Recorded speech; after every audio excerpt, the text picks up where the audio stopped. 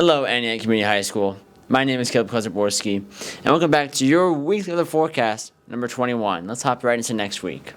So for the week of February, we're finally getting into February, so seniors, we're getting there, okay? But we start here Monday. Nothing going on extracurricular sports-wise, and the weather is pretty average for this time of year. A high of mid-30s and a low of low 20s. And then you'll see Tuesday we got some men's basketball going on. For that, it gets colder, though, with a high of low 20s and a low around the teens or so. So it could be anywhere from, 19 to 15. Some models even show it going to 11 or 12. So just keep an eye out for that. Wednesday, we have women's basketball and JV's men's basketball as well. For that, it gets warmer with a high of high 30s and a low of low 20s. Thursday, there's some JV2 women's basketball. For that, a high of mid-20s and a low of low 20s. So once again, pretty consistent temperatures going on throughout the week.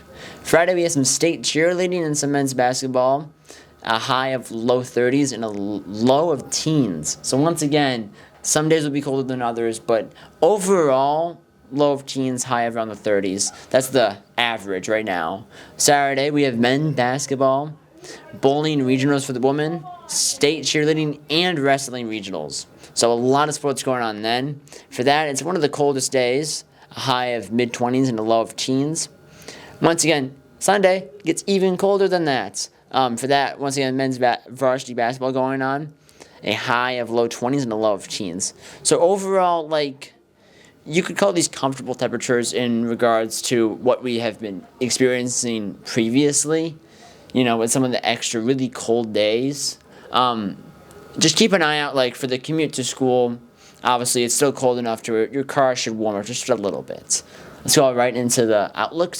And here, you can kind of see that. It's, for this time of year, it's around average, but it's just a little bit on the cold side.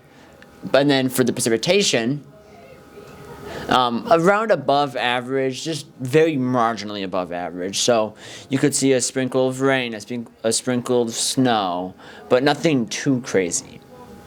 And then I wanted to do just a quick segment on solar education, because what we've been experiencing not only this year, but previous years, especially last year, with all the solar events going on. So I'm going to cover sunspots and flares. Let's go right on. On the left side, this is the visible light. So this is right on the surface of the sun. And you see these dark spots. Those are sunspots. So these are kind of where these solar flares originate from. And there's different levels. If I went down, it would take 30 minutes to go through all the levels and whatnot. But this is a pretty this is what we call a very large and very active complex region, and it's shown by the magnetic composition here.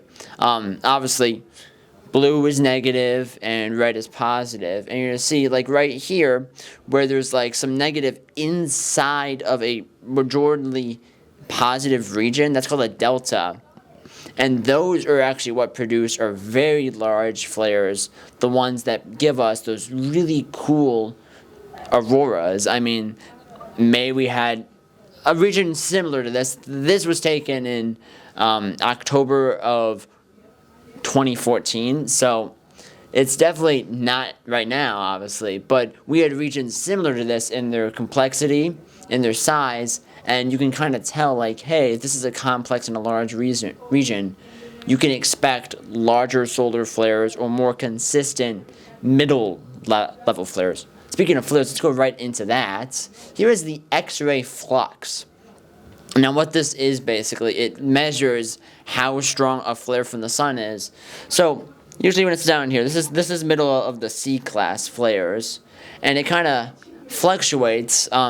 Usually if we get even to the very inactive levels, we can get down to B or even A class. And usually we don't really see that right now, especially in solar max. But right now, at least for this sunspot region, around middle C, and then you see these big spikes. Over here, it went up to an M class here. That was probably around M7 or so. But the ones that you always want to watch out for the big aurora events is these X class flares. And usually usually for X-class flares, they're something that we call long-duration events. So they go on for quite a while, and that means that it's ejecting more of that plasma from the sun, and it's going to be heading towards us if it's forecast to head towards us. Obviously, with how big the sun is, you could have a flare happen like on the west side, on the south side, on the north side, and it might actually not be directed at us.